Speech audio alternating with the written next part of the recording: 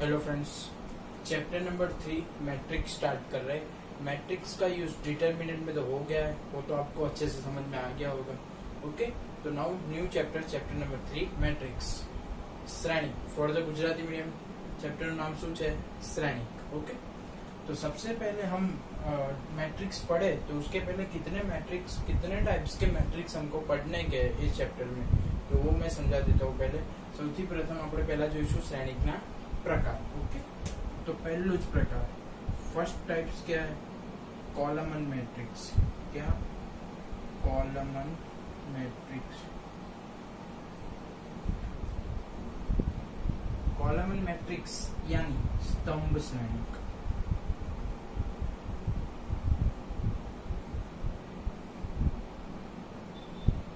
कॉलमन matrix यानी स्तंभ Shrenik. Okay, कॉलमन matrix यानी क्या कि जो भी मैट्रिक्स में सिर्फ एक कॉलम हो, जो भी मैट्रिक्स में सिर्फ एक कॉलम हो उसको क्या बोलेंगे हम? Column matrix. जे मैट्रिक्स में એટલે કે જે શ્રેણિક માં ફક્ત એક જ સ્તંભ હોય એવા શ્રેણિક में તમે स्तंभ श्रेणिक કહેવાય। ओके, एग्जांपल, इसका एग्जांपल लिखते हैं हम लोग। सपोज 3 2 √13 और 0। ओके, ये उसका एग्जाम्पल है। देखो इसमें रो कितनी है? 4, लेकिन कॉलम कितना है? 1। तो जिसमें भी कॉलम कितना होगा? सिर्फ 1, उसको हम क्या बोलेंगे? Column matrix. ओके, तो जे श्रेणिक में स्तंभनी संख्या 1 हशे एवा श्रेणिक ने આપણે શું કહીશું? स्तंभ श्रेणिक। ओके, समझ में आ गया आप सबको? तो नाम पर से ही उसको पता चल जाता है। Now second, row matrix.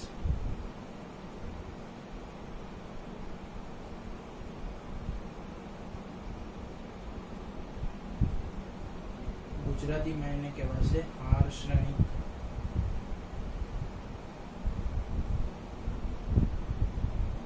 जैसे कॉलम मैट्रिक्स में था कि जब 1 कॉलम होगा तो कॉलम मैट्रिक्स, तो रो में क्या होगा? 1 रो, ओनली 1 रो। ओके, तो फॉर द गुजराती मीडियम स्तंभ श्रेणिक में શું હતું? एक स्तंभ। तो हार श्रेणिक में શું હશે? एक हार। ओके, तो उसका एग्जांपल लिखते हैं।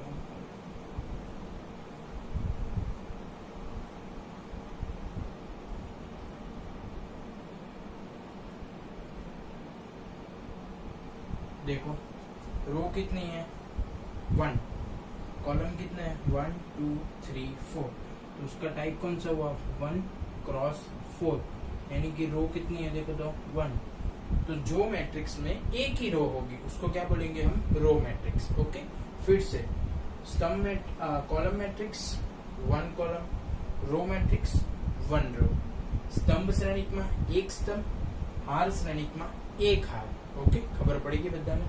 चलो, बनने ना प्रकार आवड़ी गया। ओके, समझ में आ गया आपको अच्छे से? चलो नाउ स्क्वायर मैट्रिक्स थर्ड है।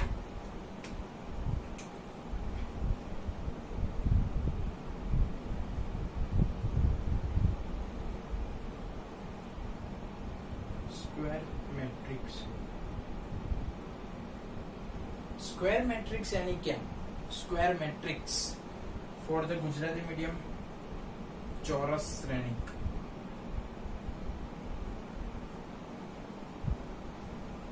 स्क्वायर मैट्रिक्स नाम में उसका आंसर है। स्क्वायर यानी क्या बनना चाहिए? स्क्वायर बनना चाहिए। स्क्वायर यानी रो और कॉलम कैसे होंगे? इक्वल।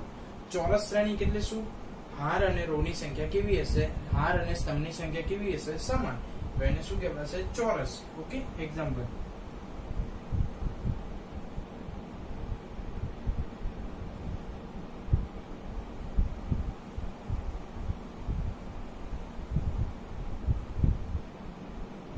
चलो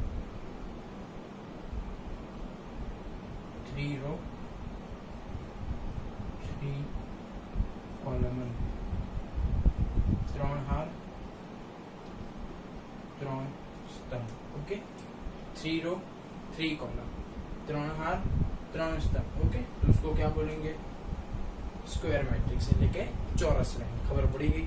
3 પ્રકાર આપણે स्तंभ શ્રેણિક એક જ સ્તંભ હોય, हार श्रेणी एक ज हार होय, चौरस श्रेणी બધું કેવું હોય? સરખું। ओके, इसको कौन सा टाइप का बोलेंगे?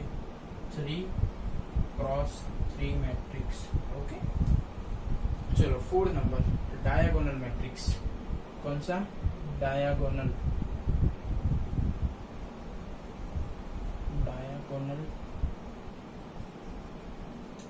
मैट्रिक्स। चलो डायगोनल मैट्रिक्स यानी क्या? विकर्ण श्रेणी, विकर्ण श्रेणी। चलो डायगोनल मैट्रिक्स कौन सा पढ़ेंगे हम? Diagonal matrix. तो डायगोनल मैट्रिक्स में क्या होता है कि जो डायगोनल वाले पार्ट होते हैं, मतलब डायगोनल वाले जो एलिमेंट होते हैं, उसके अलावा बाकी सब क्या होता है? 0 0। बाकी सब क्या होता है? 0 0 होता है। तो डायगोनल में क्या होगा कि डायगोनल के अलावा बाकी सब एलिमेंट कैसे होंगे? 0। लेकिन विकर्ण श्रेणीમાં विकर्ण सिवायના घटको शून्य હશે। ओके, तो पहला कोई भी एक स्क्वायर मैट्रिक्स लिखते हैं। ओके, चलो स्क्वायर मैट्रिक्स लिख देते हैं। 1 2 0 0 0 0 0 0 3। ओके, तो ये हो गया उसका एग्जाम्पल। डायगोनल मैट्रिक्स मतलब डायगोनल के अलावा बाकी सब क्या होगा? 0 0। देखो 1 2 3 ये डायगोनल सिर्फ है, बाकी सब देख लो 0 0 0 0 0 0। ओके, विकर्ण श्रेणीમાં विकर्ण सिवायના તમામ ઘટકો કેવા હોય? 0 0। ओके, समझ में आ गया आप सबको? Now 5th number scalar matrix. कौन सा matrix? Scalar matrix. Scalar matrix यानी अदिश श्रेणिक, अदिश श्रेणिक, अदिश श्रेणिक। ओके, स्केलर मैट्रिक्स यानी अदिश श्रेणिक। तो ध्यान से देखो, स्केलर मैट्रिक्स यानी अदिश श्रेणिक।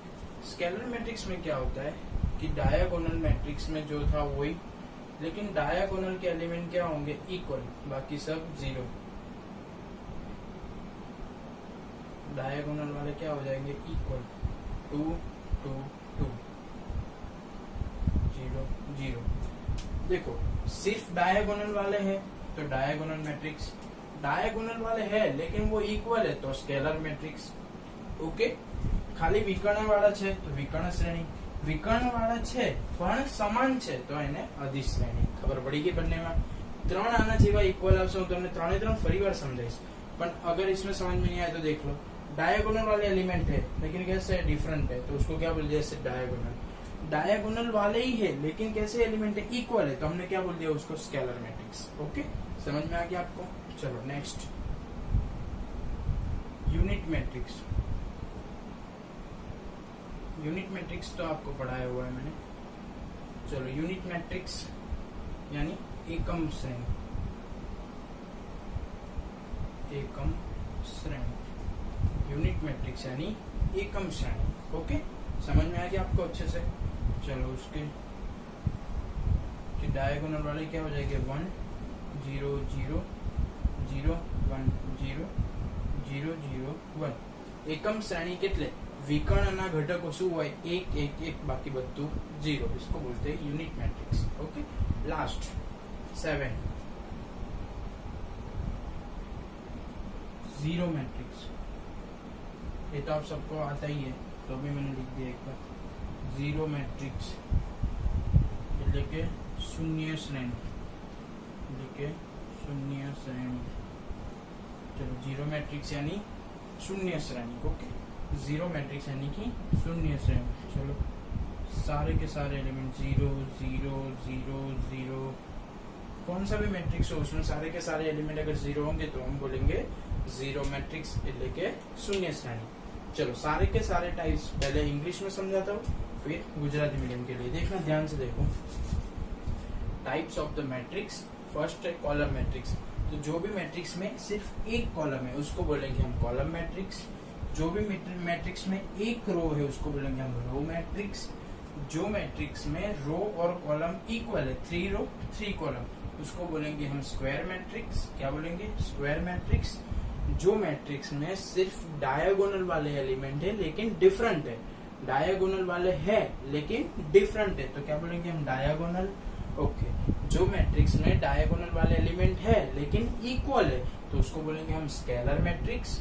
जो मैट्रिक्स में डायगोनल वाले एलिमेंट है लेकिन 1 1 1 है उनको बोलेंगे हम यूनिट मैट्रिक्स। ओके, तो डायगोनल, स्केलर और यूनिट, उसमें ध्यान रखना है कि सब में डायगोनल वाले ही होंगे लेकिन डायगोनल में डिफरेंट, स्केलर में इक्वल और यूनिट में 1 1 1। ओके, और लास्ट में आएगा जीरो मैट्रिक्स। जीरो मैट्रिक्स यानी सारे के सारे एलिमेंट कैसे होने चाहिए, जीरो होने चाहिए। तो आपको बहुत ही अच्छे से समझ में आ गया होगा।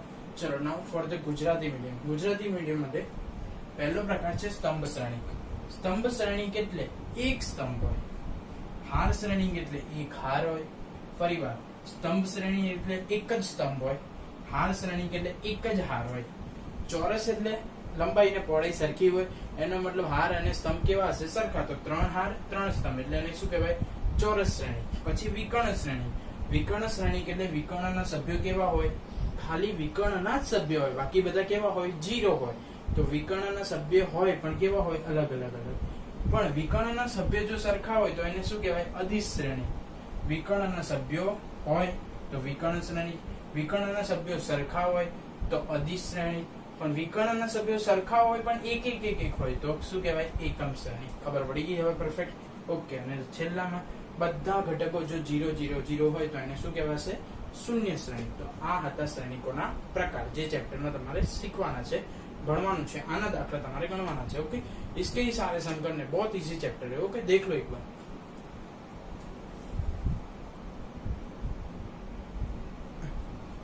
हेलो फ्रेंड्स, न्यू टॉपिक है, बहुत ही इजी है, देख लो। Number of elements in matrix, first English medium के लिए, फिर गुजराती मीडियम के लिए एक्सप्लेन कर रहा हूँ। Number of elements in matrix मतलब मैट्रिक्स में कितने एलिमेंट है वो विदाउट काउंट किए आपको अगर लिखने हो। सपोज एक मैट्रिक्स दिया हुआ है 3 cross 3, A B C, C B D, D B C। Okay, ये मैट्रिक्स आपको दिया हुआ है, आपको पता है कि कितने एलिमेंट है तो आप काउंट करेंगे 1 2 3 4 5 6 7 8 9, काउंट कर लिए। ओके, काउंट करने पड़े तो अभी आप बता सकते हो, लेकिन विदाउट काउंटिंग आपको बताना है कि मैट्रिक्स में कितने एलिमेंट है। तो कैसे बताएंगे, चलो। तो आपको नंबर ऑफ रो,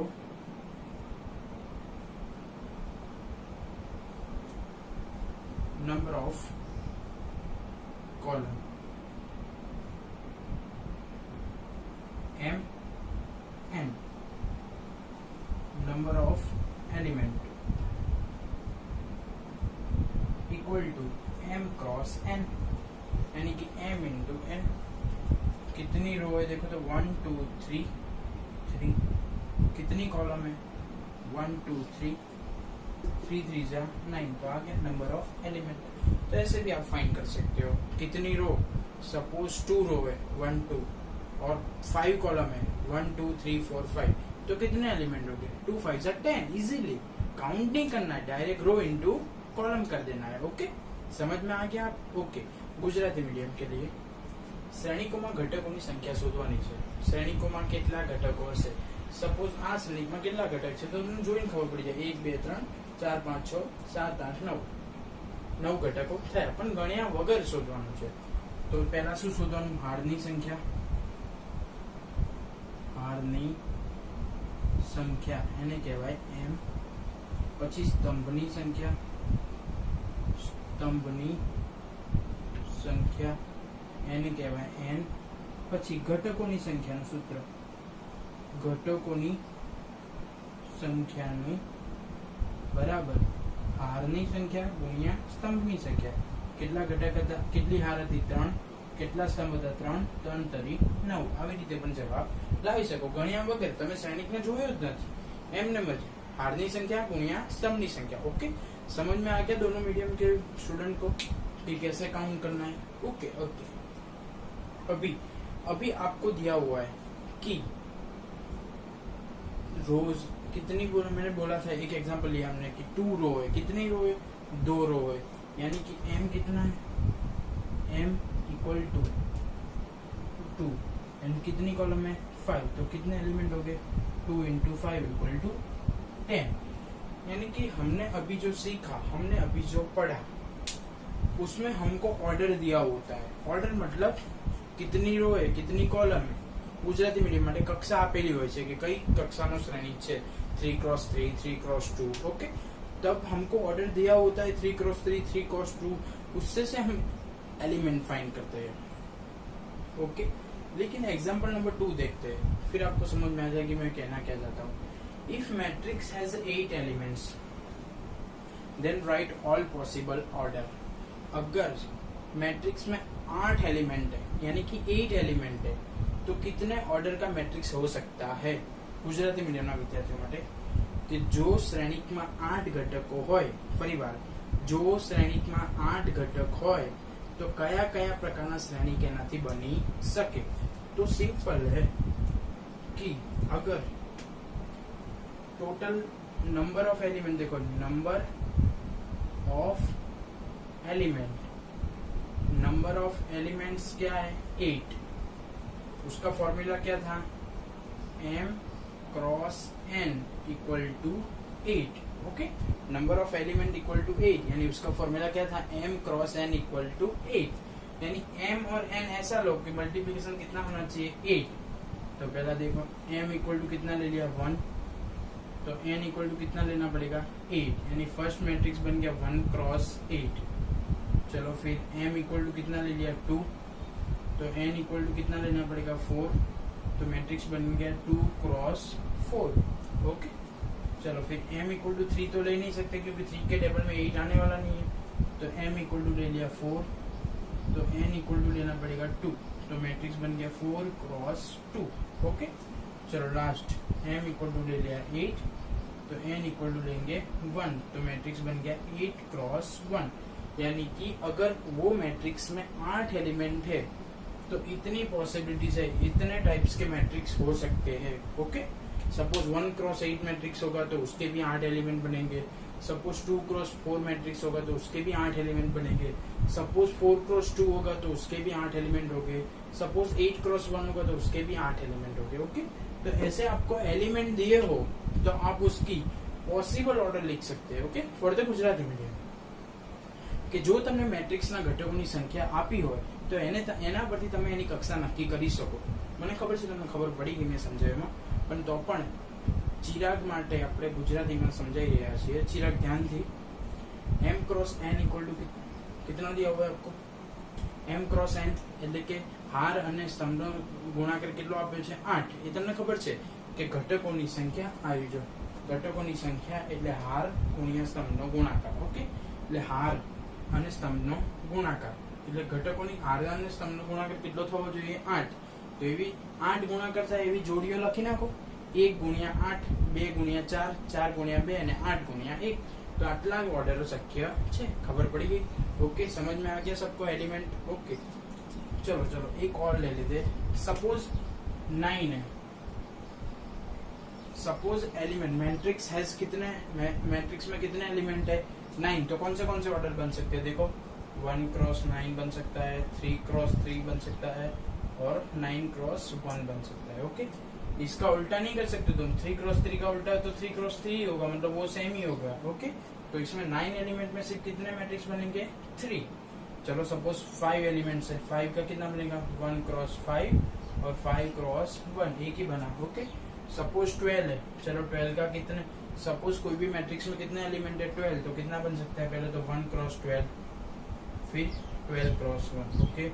फिर 2 क्रॉस 6 तो 6 क्रॉस 2, 3 क्रॉस 4 तो 4 क्रॉस 3, मतलब अगर 12 एलिमेंट है तो टोटल 6 टाइप के मैट्रिक्स हो सकते हैं, ओके। समझ में आ गया ना कि पहले एलिमेंट फाइंड करो फिर एलिमेंट पे से उसका ऑर्डर फाइंड करो। देख लो एक बार,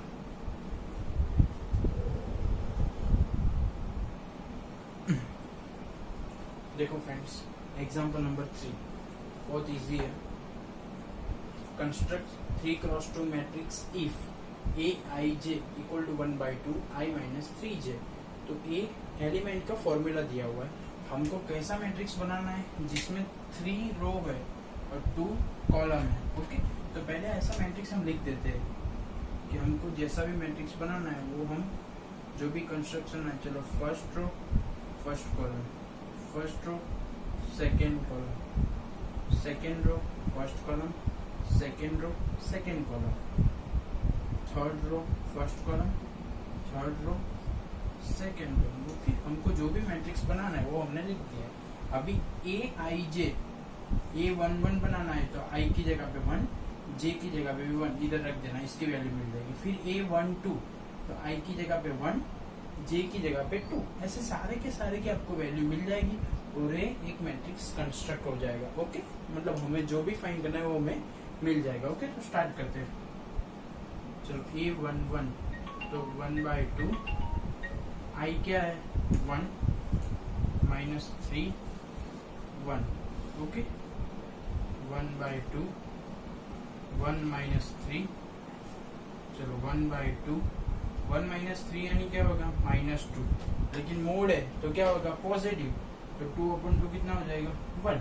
तो A11 का आंसर क्या आया 1 आया। ओके, समझ लिया सबने आपने। ओके, फिर हमको क्या फाइंड करना है A12, क्या A12, चलो 1/2 मोड I12 यानी 1 -3, जे की जगह पे 2, 1/2 1 -6। ओके, 1/2 मोड में क्या है -5, तो क्या हो जाएगा +5/2। मोड है इसलिए तो पॉजिटिव ही होने वाला है। ऐसे फर्स्ट रो फाइंड कर ली 1 1 1 2। अभी क्या फाइंड करेंगे A21 A22 for the Gujarati medium. अभी गुजराती मीडियम, चलो A21 આપણે શોધવાનું છે A21 તો I ની જગ્યાએ શું મૂકીશું 2 અને J ની જગ્યાએ શું મૂકીશું 1। ઓકે, ચલો 1/2 I ની જગ્યાએ કેટલા આવશે 2 માઈનસ J ની જગ્યાએ કેટલા આવશે 1। હા 1 1/2 3 એકા 3, 3 માંથી 2 જાય તો 1 -1 તો પ્લસ જ થઈ જશે એટલે 1/2। ખબર પડી ગઈ બધાને। ચલો હવે શું આવશે A22 ઓકે, ચલો I ની જગ્યાએ પણ 2, J ની જગ્યાએ પણ 2, 1/2। ચલો I એટલે કેટલા છે 2 -3J 3J એટલે J ની જગ્યાએ પણ 2। ઓકે, चलो 1/2 2 3 2 6, 1/2 -4 +4 भाग्या 2 2। ओके, खबर पड़ी गई। चलो लास्ट A31 चलो 1/2 I की जगह पे क्या आ जाएगा 3 -3J, J की जगह पे क्या आ जाएगा 1। ओके, चलो 1/2 3, ब्रैकेट अच्छे से करना, और ये क्या है मोड है 3 -3 क्या हो जाएगा 0। चलो A3 -3J यानी 2, 1/2 3 -6 1/2 -3 ओके, सारे के सारे एलिमेंट मिल गए हमको। फॉर्मूला दिया हुआ था, हमने कुछ नहीं किया, फॉर्मूला अप्लाई किया और वैल्यू। चलो जो भी मैट्रिक्स बना, जो भी मैट्रिक्स हमने कंस्ट्रक्ट किया उसकी वैल्यू लिख देते। चलो A11 में क्या है 1, A12 पे क्या है 5/2 1/2 2 0 और 3/2। ऐसे मैट्रिक्स को कंस्ट्रक्ट करना है, बहुत ही इजी। मैंने बोला ना बहुत इजी सम है। ओके, तो देख लो एक बार।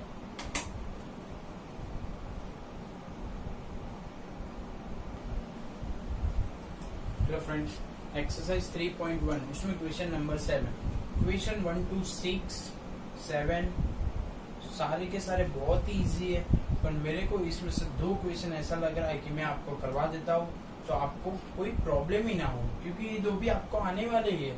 लेकिन मेरे को ऐसा लगा कि ये 2 में डिफिकल्टी हो सकती है, इसलिए मैं आपको करवाने जा रहा हूँ।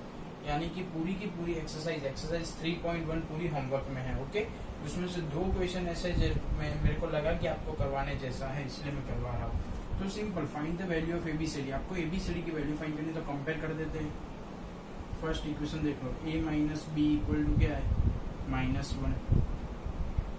और दूसरा इक्वेशन देखो 2A - B इक्वल टू क्या है 0 है। बहुत ही सिंपल सम है। देखो इधर साइन चेंज करो, माइनस ये प्लस, इधर तो 0 है कुछ फर्क नहीं पड़ेगा। तो ये कट हो गया। ओके, 2a में से a जाएगा तो a बचेगा, बड़े वाले की साइन यानी माइनस a, -1 जीरो क्या आ जाएगा -1, माइनस माइनस कट हो जाएगा, a इक्वल टू क्या आ गया 1 आ गया, a इक्वल टू 1 आ गया, यानी कि a की वैल्यू तुम a इक्वेशन या a इक्वेशन दोनों में से किसी में भी रख दो। तो सपोज मैंने फर्स्ट में रख दी, फर्स्ट वाला इक्वेशन क्या है a minus b equal to -1, तो a इक्वल टू क्या है 1 माइनस बी इक्वल टू -1, तो -1 इस तरफ b उस तरफ, तो 1 -1 इस तरफ ला दो तो +1 और b उस तरफ तो +b, यानी b इक्वल टू क्या आ जाएगा 2। ओके, यानी a और b मिल गया, फर्स्ट दो इक्वेशन से क्या मिल गया a और b। अभी third one 2a plus c equal to क्या है 5 है, तो आपके पास a की वैल्यू है हाँ 1, तो इधर रख दो 2 into 1 plus c equal to 5, 2 1 जा 2, 2 को उस तरफ भेज देना, c इक्वल टू 5 माइनस 2, तो c इक्वल टू क्या हो गया 3। चलो 3c plus d, 3c plus d equal to 13, c equal to क्या है 3, तो 3 3 जा 3 into 3 plus d equal to 13, 3 3 जा 9, तो d इक्वल टू 13 माइनस 9, तो d इक्वल टू क्या हो जाएगा 4। Okay, for the Gujarati medium के लिए अलग समझाने की जरूरत है नहीं, गुजराती मीडियम वाला समझ में आ जाएगा ना, बहुत इजी है, कंपेयर किया है सिर्फ। ओके, फिर लास्ट एक एमसीक्यू है जो मेरे को लगा मैं आपको समझा दूं, एक्सप्लेन कर दूं। 10 लास्ट एमसीक्यू है वो भी, the number of possible matrix of 3x3, मतलब 3x3 वाले कितने मैट्रिक्स बन पाएंगे अगर सारे के सारे एलिमेंट में 0 और 1 होए, तो 0 होए या 1 होए। तो ध्यान से देख लो, दोनों मीडियम में समझाऊंगा कि 3x3 मैट्रिक्स है, सारे के सारे एलिमेंट क्या लेने हैं 0 लेने हैं या 1 लेने हैं, मतलब ए वाला मतलब 3x3 है तो कितनी होगी 3 रो 3 कॉलम्स। ओके, तो टोटल कितने प्लेस है 9 प्लेस है। तो कॉम्बिनेशन एंड परम्यूटेशन में आपने पढ़ा था ना कि फर्स्ट वाला स्टेप कितने तरीके से भरा जा सकता है 2, ये भी कितने तरीके से 2, ये भी कितने तरीके से 2, ये वाला भी 2 2 2 2 2 2, मतलब सारे के सारे एलिमेंट कितने तरीके से भरे जा सकते हैं 2 तरीके से, यानी 2 into 2 into 2 2 into 2 into 2 into 2 into 2 into, यानी 9 1 2 रेस टू 9, तो 2 रेस टू 9 कर दो, 2 4 8 16 32 64 128 264 512, यानी 512 मैट्रिक्स बन सकते हैं अगर तुम 0 या 1 लेके बनाओगे। तो इधर 0 रखो बाकी सब 1, इधर 1 इधर 0, ऐसे अलग अलग अलग करके करके कितने बन सकते हैं 512 मैट्रिक्स बन सकते हैं। Okay, for the Gujarati medium 0 અને 1 નો ઉપયોગ કરીને 3x3 ના કેટલા શ્રેણિક બની શકે, 0 અને 1 જ લેવાના, 0 અને 1 જ લેવાના। તો 3x3 માં કેટલા સ્થાન હોય છે તો કે 9 સ્થાન હોય છે, તો ખબર તો 9 સ્થાન કેટલી રીતે ભરી શકાય, બે રીતે, જો પહેલું સ્થાન બે રીતે, બીજું બે રીતે, ત્રીજું બે રીતે, બે બે બે બે બધા સ્થાન કેટલી રીતે ભરી શકાય છે બે રીતે, ખબર પડી ગઈ આટલી। ઓકે, तो બધા स्थान બે રીતે ભરી શકાય છે, तो 2 × 2 × 9 वक्त, तो 2 ની 9 वक्त 512। ओके, तो आज मैंने मैट्रिक्स में बहुत सारा खत्म कर दिया। आपको होमवर्क में क्या करना है मैं एक्चुअली 2 मिनट में दे देता हूँ, एग्जाम्पल नंबर 5। ओके, तो ध्यान से देखो, home example number 1 to 5 and exercise 3.1, exercise 1 to example number 1 to 5 and exercise 3.1। Okay, ना समझ में आए तो कॉल करो, मैसेज करो, ओके बाय।